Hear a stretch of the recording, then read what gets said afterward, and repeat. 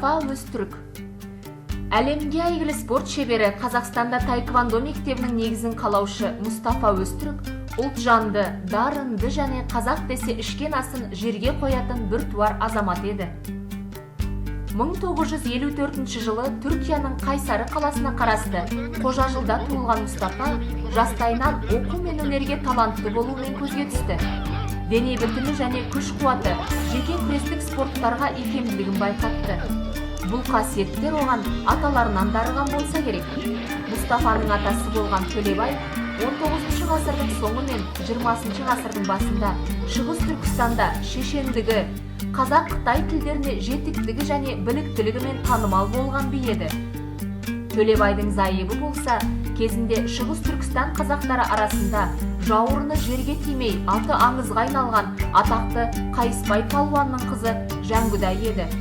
Міне, Мустафадағы палуандық күші осы нағашы апасынан өткен деседі. Ал Төлебай мен Жәңгүдайдың ұлы және Мустафа Өзтүрктің әкесі Түркия қазақтары арасында Кәбен атымен танымал Әбдірахман Төлебайұлы болса, Түркия қазақтарының көшін бастаған жетекші, палуан және домбыраны жақсы шертетін өнерпаз еді. Кәбеннің зайыбы Мустафаның анасы Рәзие де кезінде асқан сұлу және әнші кісі болған. Мустафадағы ән мен өнерге деген талант осындай ата-анадан өткен болу керек. Мустафа 1980 жылдарда «Жұлдыздарды тілейсің бе» деген ән шығарған және 1987 жылы «Алатай» атты фильмнің сценарийін жазып бас рөлде ойнаған. Демек, Мустафа тек спорт шебері емес, сонымен қатар талантты өнер адамы да. Мустафа Өзтүрк Стамбулдағы орта мектепті бітіргеннен кейін Тайваньдағы халықаралық қатынастар университетінің журналистика факультетін бітірді. Осы елде жүріп, Корейдің көне спорт өнері таэквондоны үйренді. Ол жерде таэквондо спортынан үздік мәртебе алып, 6-шы дан дәрежесіне иеленді. Сонымен қатар халықаралық жаттықтырушы мамандығын алды. Кейін Түркияға қайтқаннан кейін Стамбулда алғашқы таэквондо мектебін ашты. Осы мектептен шыққан Жамал Қабадай атты шәкірті Қазақстанда таэквондо федерациясында жоғары қызметте болып мемлекеттік награда алған. Германияның Мюнхен қаласына қоныс аударған Мустафа Өзтүрк ол қалада да өзінің таэквондо мектебін ашқан.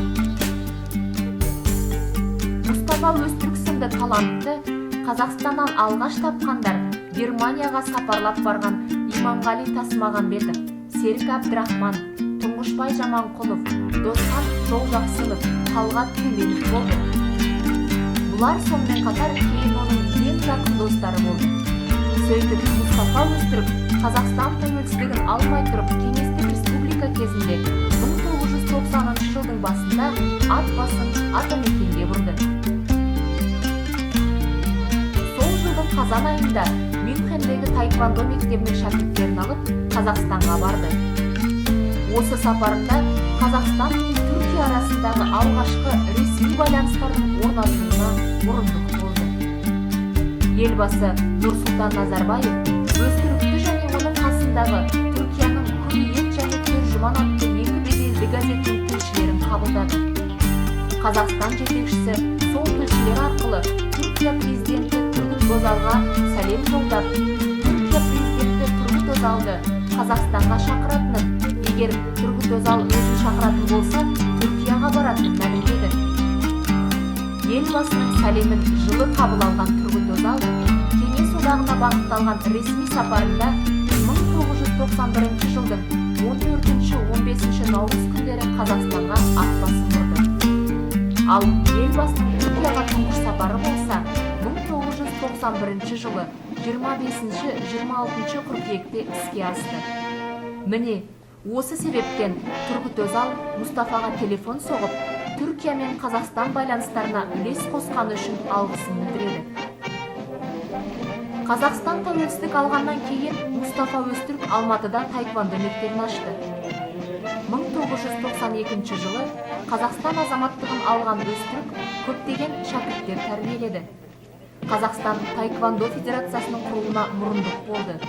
Өзі оның алғашқы президенті болып, қазақ таеквондо спортшыларын Түркияға және Америкада өткен халықаралық жарыстарға бастап, ірі жеңістермен оралуына түрткі болды. Өкінішке орай, осындай табыстар жалғасын таппады. Қазақтың есіл азаматы белгісіз жағдайда 1995 жылы дүниеден қайтты. Денесі Стамбулда әкесі жатқан бейітке жерленді. Алайда Мұстафа Өзтүрікті қазақ халқы ешқашан ұмытқан жоқ. 2000 жылы Алматы қаласында Өзтүрік Мұстафа атына көше беріліп, ескерткіш белгі қойылды. 2004 жылы Өзтүрік Мұстафаның 50 жасқа толған мерейтойы қарсаңында Алматы облысы Талғар ауданы Бесағаш ауылында ескерткіші ашылды. Ал биыл болса, атап айтқанда 2014 жылы Қазақстанның елордасы Астана қаласында Мұстафа Өзтүріктің 60 жылдығы да, Қазақстан мен Түркия достығы да тойлануда. Еліне, халқына қызмет етуді өзінің өмірлік мақсаты еткен Мұстафа Өзтүрік сынды адал азаматын туған елі ешқашан ұмытпады емес. Ол қазақ халқының жүрегінде мәңгі